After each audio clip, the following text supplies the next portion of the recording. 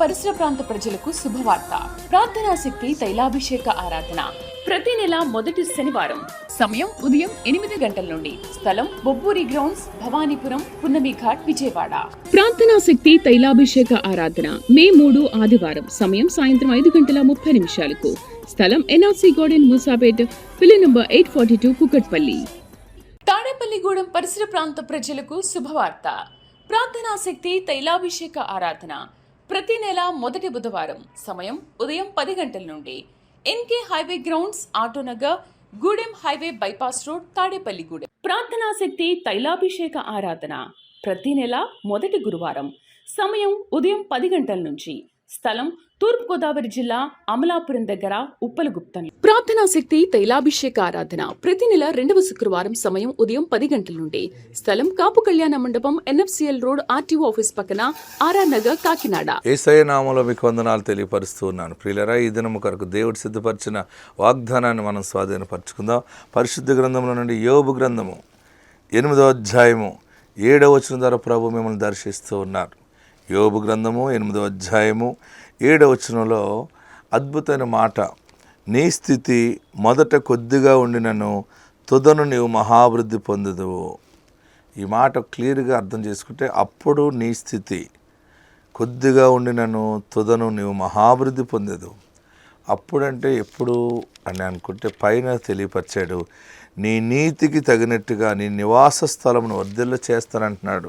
ఇప్పుడు నిశ్చయముగా ఆయన నీ యందు శ్రద్ధ నిలిపి నీవు పవిత్రుడు యథార్థవంతుడు అయిన ఎడల, 6వ వచనం అంతా చూస్తే, నీవు పవిత్రుడవై యథార్థవంతుడు అయిన ఎడల నిశ్చయముగా ఆయన నీ యందు శ్రద్ధ నిలిపి నీ నీతికి తగినట్టుగా నీ నివాస స్థలం వర్ధిల్ల చేయను. అప్పుడు నీ స్థితి మొదట కొద్దిగా ఉండి నన్ను తుదను నీవు మహాభివృద్ధి పొందేదు. ఈరోజు వాగ్దానము, నీ స్థితి కొద్దిగా ఉన్నను నీవు మహాభివృద్ధి పొందుతావు. నీ ప్రార్థన, నీ యథార్థత, నీ నీతి దేవుడు చూశారు. ఈరోజు వాగ్దానం ఏంటంటే, నేను ఇంత యథార్థంగా బ్రతుకుతున్నాను, ఇంతగా వాక్యానుసారంగా ఉంటున్నాను, ప్రార్థనను మానట్లేదు, చర్చికి మానట్లేదు, అన్ని క్రమాలు పాటిస్తున్నాను, దేవుని యందు ఆనందిస్తున్నాను, స్తుతిస్తున్నాను, ప్రతి చోట ఆయన సాక్షిగా ఉంటున్నాను, ఎందుకు నాకు ఏ పనులు జరగట్లేదు అని అనుకుంటున్నావు కదా. దేవుని ఆత్మ చెప్తున్న మాట ఏంటంటే, నీ నీతి, నీ విశ్వాస్యత ఆయన చూసి ఉన్నారు. నీ పరిచర్య, నీ కష్టాన్ని దేవుడు చూశారు. ఈరోజు మాట్లాడేది ఏంటంటే, నీ స్థితి కొద్దిగా ఉంది, నాకు ఏమి సంపాదించలేకపోయాను, ఏది లేదు నాకు అనుకుంటున్నావు కదా. ఇప్పుడు నీ స్థితి చిన్నగా ఉన్నది, కానీ తుదకు మహాభివృద్ధి పొందుతావు.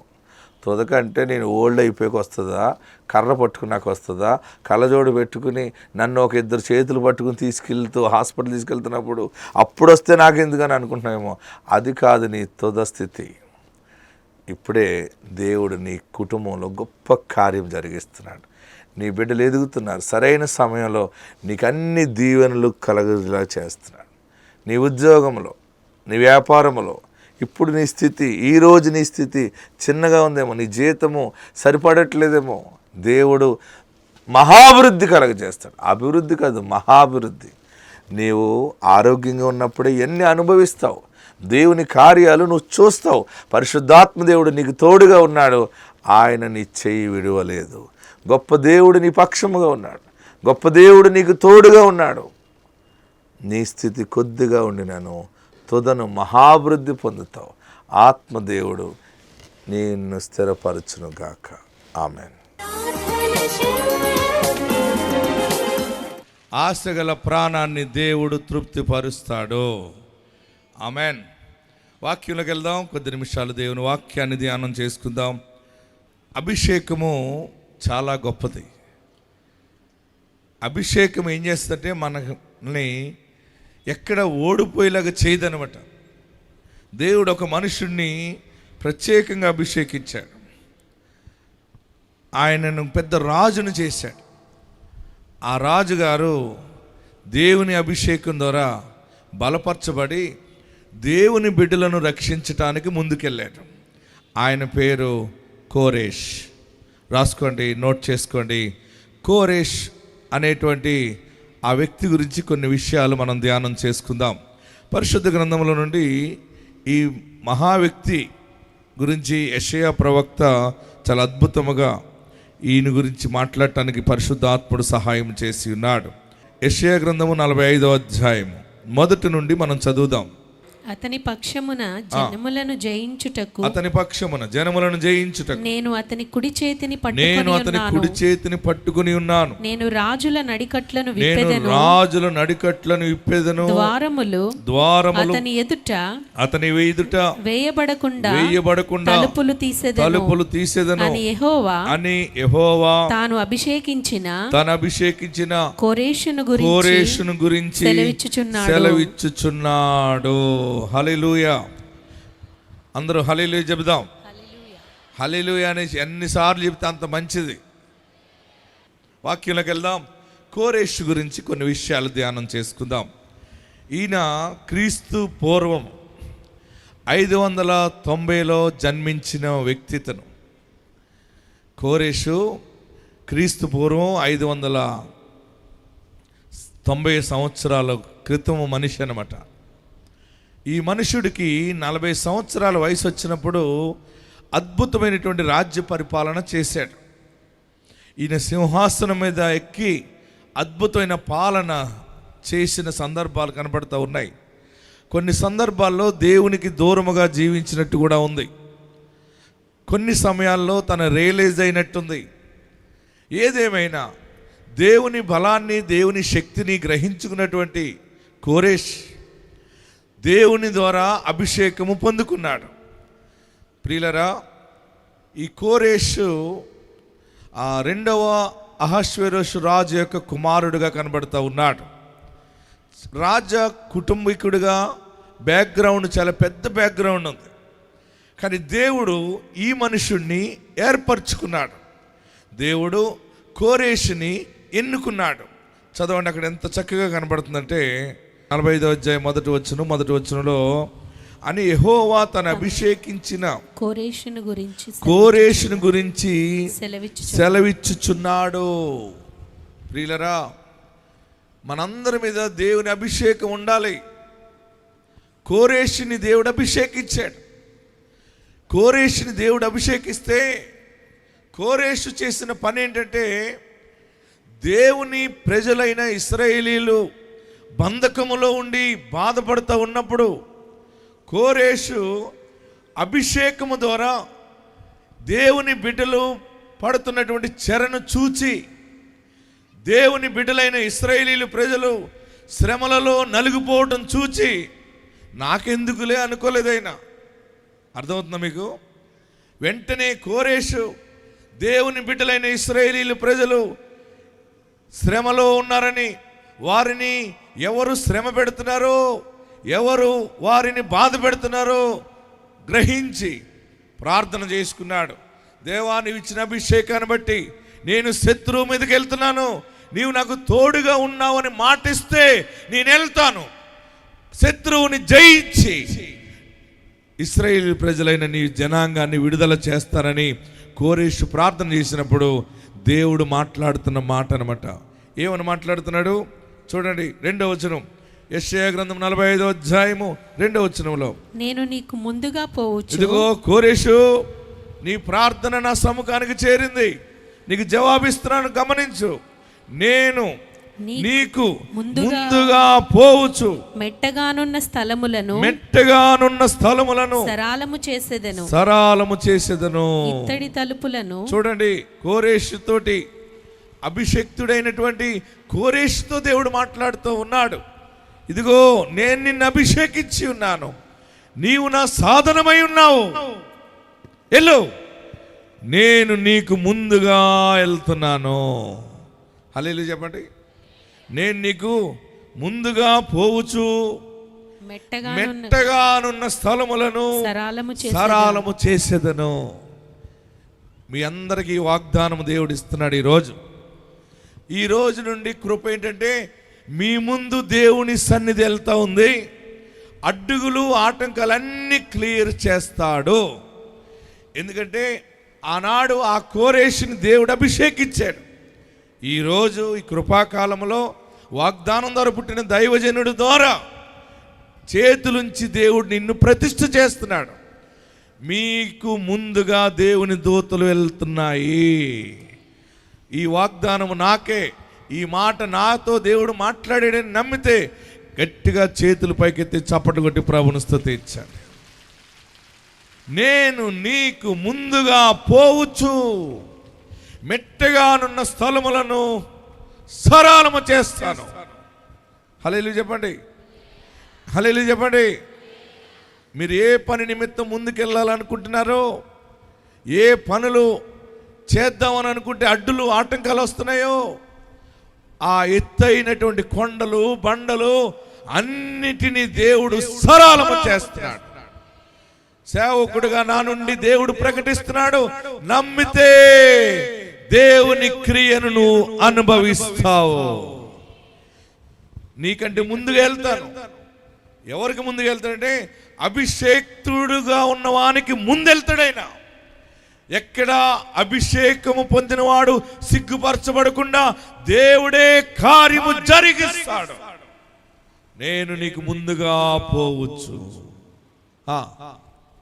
మెట్టగానున్న స్థలములను సరళము చేసేదను. ఫస్ట్ పాయింట్ గుర్తుపెట్టుకోండి, మీకు అడ్డులు ఆటంకాలన్నీ కూడా క్లియర్ అవుతాయి. మనకి బండలు కొండలు ఆటంకాలుగా ఉన్నప్పుడు మనం ప్రయాణం చేయలేము. కొండలెక్కి దిగితే మనకున్న బలమంతా అయిపోతుంది, మనము ప్రయాణం చేయలేము. దేవుడు దానిని నీ కోసము ఒక రాజదారి దేవుడు ఏర్పరుస్తున్నాడు, ఒక రాజబాట దేవుడు ఏర్పరుస్తూ ఉన్నాడు, ఒక మంచి వ్యాపారాన్ని దేవుడిని చేతికి అప్పగిస్తున్నాడు, ఒక బలమైన ఆశీర్వాదాన్ని చేతికి అప్పగిస్తున్నాడు. ప్రియులరా, కోరేష్తో దేవుడు మాట్లాడుతున్నాడు, నువ్వు వెళ్ళేది చాలా గొప్ప పని, నీవు నా ప్రజలను విడిపించడానికి వెళ్తున్నావు కనుక నేను నీకు తోడై ఉన్నాను. తర్వాత ఏమన్నాడు? ఇత్తడి తలుపులను పగలగొట్టేదను. రెండవది నోట్ చేసుకోండి, ఇత్తడి తలుపులను పగలగొట్టేదను, ఇనుప గడియలను విడగొట్టేదను. ఆమేన్. గట్టిగా చెప్పండి ఈ మాట అందరూని. ఇత్తడి తలుపులను పగలగొట్టేదను, తర్వాత ఇనుప గడియలను విడగొట్టేది. నీకు ఆశీర్వాదం రాకుండా సాతానుడు ఎన్ని రకాలుగా ద్వారాలు మూసేసినా, నీ బిడ్డ పెళ్ళి అవ్వకుండా ద్వారం మూసినా, నీకు గర్భం రాకుండా ద్వారం మూసినా, నీకు న్యాయం జరగకుండా గేట్ వేసేసి లాక్ చేసి ఇత్తడి తాళం వేసినా, నీవు నమ్మిన దేవుడు గొప్పవాడు. నీ ముందున్నటువంటి ఇత్తడి తలుపులను ఏమన్నాడు? పగలగొట్టేదను. ఇత్తడి తలుపులను పగలగొట్టేదను. ఆమేన్. మీరు నమ్మగలిగితే దేవుని కార్యాన్ని ఈరోజు చూస్తారు. ఎవరు నీకు అడ్డుపడుతున్నారో, ఏ మనుషుడు నీ వ్యాపారానికి అడ్డుపడుతున్నాడో, నీ ఎదుగుదలకి, నీ ఆశీర్వాదానికి ఏ దుష్ట శక్తులు బలముగా అడ్డుగా ఉన్నాయో యేసు నామములో పటాపంచలైపోతాయి. ఎవడు నీకు అడ్డుగా ఉండటానికి లేదు. దేవుడు నీకు గర్భఫల ఆశీర్వాదం ఇచ్చి ఉన్నాడు, దేవుడు వ్యాపార దీవెనిచ్చి ఉన్నాడు, నీకు కుటుంబానికి రక్షణ మార్గము దేవుడు సరళము చేశాడు. నీ ఇంటిలో సభ్యులందరూ మార్పు చెందే సమయం వచ్చింది. ఇత్తడి తలుపులు పగలగొడతాడు అన్నమాట. సమస్య ఎంత గట్టిగా అయిపోతుందో, అమ్మ బాబోయ్, ఈ సమస్య ఇత్తడితో తాళమైబడింది, పైగా ఈ డోరు కూడా ఇత్తడిదే, చెక్కదైతే నేను దేనితోటన్నా పొడిసేద్దును కానీ నా వల్ల కాదు అని అనుకుంటావేమో. నా వల్ల కాదు అనుకున్న దానిని ఆయన పగలగొడతాడు. ఆమేనండి, గట్టిగా ఆమేనని చెప్పండి. ఏ దుష్ట శక్తులు, ఏ చేతబడి శక్తులు నిన్ను నీ బిడ్డలని గలిబిలి చేస్తున్నాయో ఈ రోజు అవన్నీ కూడా పగలగొట్టి పడేస్తున్నాడు. ఎందుకంటే ఆనాడు కోరేషికి దేవుడు చెప్పాడు, ఇదిగో నువ్వు ముందుకెళ్ళు, నీ ముందు నేను వెళ్తున్నాను. నేను వెళ్ళి చేసే పని ఏంటంటే మార్గములు సరళము చేస్తాను. ఇత్తడి తలుపులు, చెప్పండి గట్టిగా చెప్పాలి, ఇంకా గట్టిగా చెప్పాలి. ఇత్తడి తలుపులు 3 ముక్కలు చేసేస్తాడు అంతే. తర్వాత ఇనుప గడియలు, నీకే బంధకాలు ఉన్నాయో, ఏ శ్రమలలో నువ్వు బంధించబడ్డావో, ఎన్నో చేద్దాం అనుకుంటానండి, ఈ మధ్య నా బుర్ర పని చేయట్లేదండి అన్నాడు ఒకడు. అన్నాను, ఏమోనండి అస్సలు బుర్ర పని చేయట్లేదండి. భార్య అంది, ఈ మధ్య అండి పలానా ఊరు వెళ్ళాడండి బాబు, అక్కడికి వెళ్ళిన తర్వాత నుంచి ఎవరో చేతబడి చేసి ఇచ్చారండి. అంత చేతబడి చేశారా అన్నాను. చేశారండి. ఇంతకు ముందులా లేడండి నా భర్త, మౌనముగా ఉంటున్నాడు. ఎక్కడికైనా వెళ్ళమంటే వెళ్ళలేను, నీరసం వచ్చేస్తుంది అంటున్నాడండి. తలపోటని పడుకుంటున్నాడండి. నేను అన్నాను, తిండి తింటున్నాడా అన్నాను. ఒక్క పూట కూడా మానకుండా తింటున్నాడండి. అంత ఎక్కువ తింటున్నాడా తక్కువ తింటున్నాడా సమానంగా తింటున్నాడంటే ఇంతకు ముందు కంటే ఎక్కువ తినేస్తున్నాడండి. మరేంటి రోగం? తినేస్తున్నాడండి. అన్ని ఎగుమతులు దిగుమతులు బాగానే ఉన్నాయి కానీ నీరసం అంటున్నాడండి. అంత ఏడ్చింది. పిల్లలు ఎదిగిపోయారు. పాస్టర్ గారు 2 ఆడబిడ్డలండి. ఈయనేమో ఇలాగ అయిపోయాడు. పలానా ఊరు వెళ్ళాడు. ఆ ఊరు వెళ్ళాక అక్కడ చేతబడులు చేస్తారు. ఏదో సైతాన్ వచ్చేసింది. అంత నేనన్నాను, తైలాభిషేకాన్ని తీసుకురా అన్నాను. తీసుకొచ్చింది. యేసు నామములో ప్రార్థన చేసి తైలము తన శిరస్సు మీద వేసి ప్రతిష్ఠ చేస్తే వాడిలో ఉన్న దెయ్యము పోయిందంతే. ఆ మనుషుడు అంటున్నాడు, నాలో ఏదో తెలియని వెలుగు వచ్చినట్టు అనిపించింది. ఏంటి పాస్టర్ గారు అన్నాడు. నేను అన్నాను, నీలో సైతాను పోయింది, ఇత్తడి తలుపులు పగల కొట్టేశాడు దేవుడు అన్నాడు. ఆమెను చెప్పండి, ఇంకా గట్టి హల్లెలూయా చెప్పండి. ఆయన మరుసటి రోజు నుండి పనికి వెళ్ళటం మొదలెట్టాడు. మొన్న కవర్ పట్టుకొచ్చాడు. ఏంటి కవర్ అన్నాను. అయ్యగారు, నేను వ్యాపారం చేశాను, 10వ భాగం వచ్చిందండి, 10వ భాగం తెచ్చానండి అన్నాడు. దెయ్యం పోతే కవర్ వచ్చింది మనకి. హల్లెలూయా చెప్పరే. ఇత్తడి తలుపులు పగలగొడితేనే కానీ కవర్ రాలేదు. వాళ్ళ భార్య వచ్చింది, ఏమండి మా ఆయన అస్సలు ఖాళీ లేకుండా చాలా బిజీ అయిపోయారండి, ఎన్ని పనులోనండి. నేను అన్నాను, కీడు పోయిందమ్మా మీ ఇంటి మీద. అభిషేకం వచ్చినప్పుడు దరిద్రము పోతుంది. కోరేషు దేవుని మీద ఆధారపడ్డాడు. దేవుడు కోరేషుని ఎన్నుకున్నాడు. అందుకనే కోరేషుని అన్ని విషయాల్లో దేవుడు హెచ్చించాడు. కీర్తన గ్రంథం 23వ అధ్యాయము ఒకసారి చూడండి. కీర్తన గ్రంథము అక్కడ ఒక మంచి మాట ఉంటుంది. కీర్తనకారుడు చెప్తాడు, నేను బ్రతుకు దినములన్నీ కృపాక్షేమములే. అందరూ తెరవండి. కీర్తన 23:6. నేను బ్రతుకు దినములన్నీ కృపాక్షేమములే నా వెంట వచ్చును చిరకాలము యెహోవా మందిరములో నేను నివాసము చేసేదను. ఆయన నూనెతో నా తల అంటి ఉన్నాడు, నా గిన్నె నిండి పొర్లు. అందరూ చదవండి అన్నమాట. నా శత్రువుల ఎదుట నీవు నాకు భోజనము సిద్ధపరచితివి. నూనెతో నా తల అంటి ఉన్నావు, నా గిన్నె నిండి పొర్లుచున్నది. నా ప్రియ సహోదరులరా, ఈ రోజు నుండి మీ గిన్నె నిండి పొర్లు దీవెన చూస్తారు మీరు. ఇది నాకు దేవుడిచ్చిన మాటని నువ్వు నమ్మితే 2 చేతులు పైకెత్తి చప్పట్లు కొడుతూ 7 మార్లు ఆమేనని చెప్పండి. మీ గిన్నె నిండు దినము ప్రారంభము. గిన్నె నిండి పొర్లుచున్నది. నూనెతో నా తల అంటి ఉన్నావు. నీ తలపైన ఉన్న దోషము, నీ శిరస్సులో ఉన్న తలంపులు, చెడు తలంపులు అన్నిటినీ పగలగొడుతున్నాడు ఆయన. హల్లెలూయా చెప్పండి. ఇంకా గట్టి హల్లెలూయా చెప్పండి. దేవుడు కోరేషుని ఎన్నుకున్నాడు.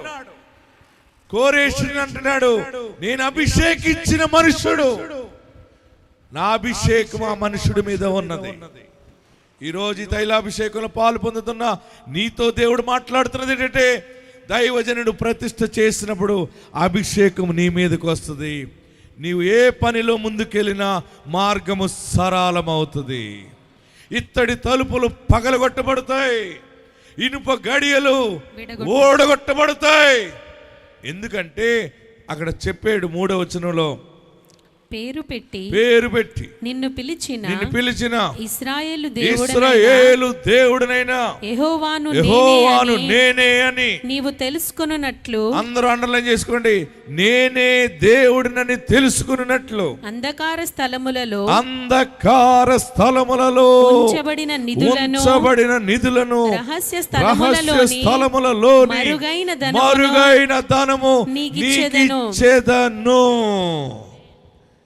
ఎంతమందికి డబ్బు కావాలో 2 చేతులు పైకెత్తండి. వద్దా? నమ్మలేకపోతున్నారా? సిగ్గుపడుతున్నారు. అది ఫుల్గా ఉంది మీకు నమ్మకం, కానీ సిగ్గు ఏమో డబ్బు కావాలంటే పక్క ఆవిడ చూస్తుందేమో. మనం ఈ సిగ్గుతోటే ఇంతవరకు ఎదగలేకపోయాం. సిగ్గు అనేది పక్కకు పెట్టండి. ఈ సిగ్గు వేరు. హల్లెలూయా చెప్పరే. నేను ప్రవక్తగా ప్రకటిస్తానంతే, మీరు పొందుకోండి. 2 చేతులు, ఎంత డబ్బు కావాలో అంత విశ్వాసంతో చేతులు ఇలాగ పట్టారనుకో, ఇంతే వస్తుంది. చేతులు పైకెత్తండి. నేను వాక్యం చదువుతున్నప్పుడు మీరు ఆమేన్ అంటూ ఉండాలి. అంధకార స్థలములలో ఉంచబడిన నిధులను, ఆమేన్ అని చెప్పండి, రహస్య స్థలములోని మరుగైన ధనమును నీకిచ్చెదను. గట్టిగా చప్పట్లు కొట్టి ప్రభువుని స్తుతించండి. ఇంతవరకు వస్తాయన్నది రాలేదు.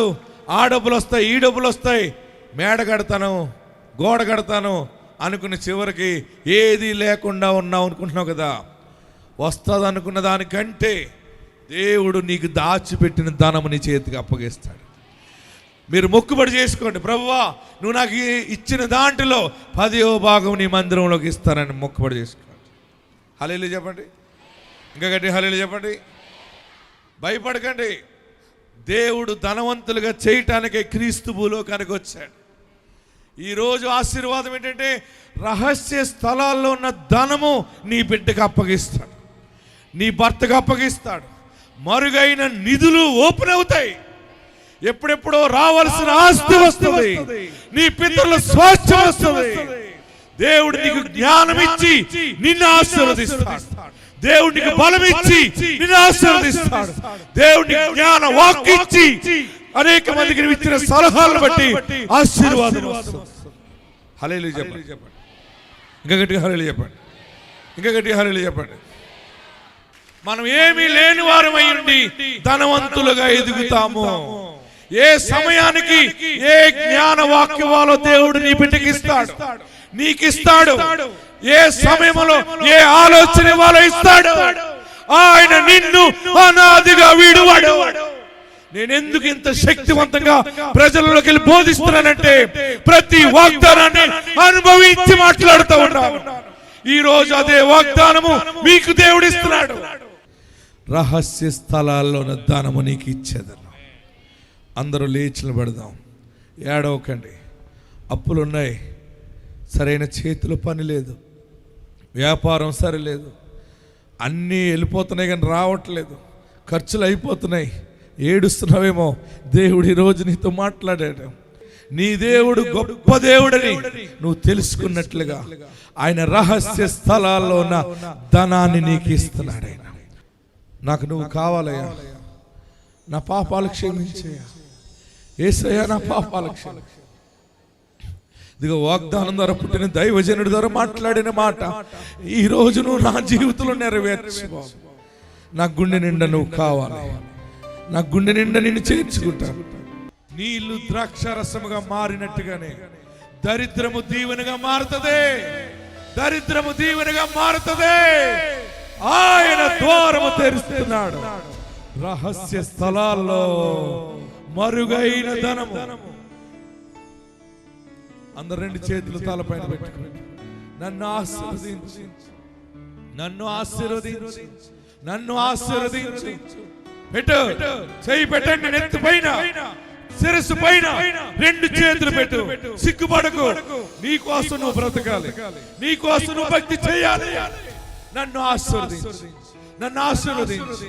ఆనాడు కోరేషుకి తోడై ఉన్నట్టుగా, కోరేషుతో మాట్లాడినట్లుగా ఈ రోజు నువ్వు నాతో మాట్లాడావు. దాన్ని స్థిరపరచు. నాకు నువ్వు కావాలి. నా పాపాలు క్షమించు, నన్ను పరిశుద్ధపరచు, నన్ను పవిత్రపరచు, నీ రక్తంతో కడిగేయడు. యేసయ్యా అని పిలవండి. 7 మార్లు పిలవండి గట్టిగా. మరొకసారి 1 2 3 4 5 6 7. నన్ను రెండంతలుగా దీవించు బాబా. నీ చేతి నిండా ధనం ఇస్తాడు ఆయన. నీ ఇంటి నిండా రక్షణ మార్గం ఇస్తాడు. రక్షణ వెలుగుంటది నీ ఇంట్లో. సైతాను పోతదే, దరిద్రము పోతదే. సమృద్ధి ఏంటో నువ్వు చూస్తావు, సమృద్ధి చూస్తావు. రాజకుమార్తెగా ఉండే రోజు వచ్చేసింది. రాజకుమారుడిగా వర్దెళ్తావు. నీ గిన్నె నిండి పొర్లుతుంది. నా పాపాలు క్షమించయ్యా, నన్ను పరిశుద్ధపరిచయ్యా, నీ రక్తంతో కడుగు బాబని ప్రార్థన చేయండి. బలమైన వాడు నీకు తోడున్నాడు. నువ్వు అనాదివి కావు, నువ్వు ఒంటరివి కావు. దేవుడు నిన్ను రాజ కిరీటముగా ఆస్వాదించుకున్నాడు. దేవుడు నీకు తోడై ఉన్నాడు. నీ ఇంట్లో ఇబ్బందులన్నీ తొలగిస్తున్నాడు. ఈ అభిషేకము ద్వారా నీ వెలుగు దయచేయండి. యేసు నామములో అడుగుచున్నాము తండ్రి, ఆమేన్.